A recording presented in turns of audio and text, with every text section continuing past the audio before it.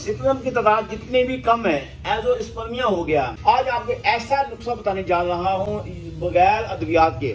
آپ نے صرف ایک آئل استعمال کرنا ہے, وہ کیا ہے, روغن بنولا. یہ تھوڑا گاڑھا ہوتا ہے, خود نکلوا کر استعمال کریے گا, کسی سے پہلے سے تیار شدہ نہیں آپ نے استعمال کرنا.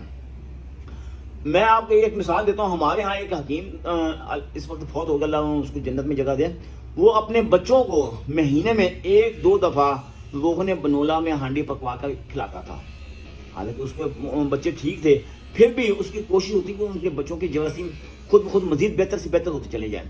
آپ یہ نوٹ فرما لیں, اگر آپ کے جسم میں جراثیم کا مسئلہ ہے, سپرم کم ہے یا تعداد سے کم ہے یا ڈیڈ ہونے کے قریب ہو چکے ہیں, آپ اس کو مسلسل 1.5 مہینہ 2 مہینہ مسلسل اس کی روغن بنولا میں ہانڈی استعمال کریں. اس میں جس وقت آپ روغن بنولا میں ہانڈی استعمال کریں گے تو آپ لال مرچ کا استعمال نہیں کرنا, کالی مرچ کا آپ نے استعمال کرنا. اور جو سبزیاں کھانی ہیں وہ بھی نوٹ فرما لیں, صرف کدو, ٹنڈے, بھنڈی, دال ماش, دال مونگی, اس کے علاوہ اور کچھ نہیں کھانا, گوشت بالکل نہیں کھانا. ہاں, کیلے کا استعمال زیادہ کر سکتے ہیں, ابلے ہوئے چاول زیادہ کھا سکتے ہیں, بریانی نہیں کھا سکتے ہیں. یہ غذائیں آپ کے لیے مؤثر ہیں اور ان کو آپ استعمال کرنا, پھر دیکھیے گا کہ آپ کو رزلٹ کتنا ملتا ہے صرف روغن بنولا کے استعمال کرنے سے. بس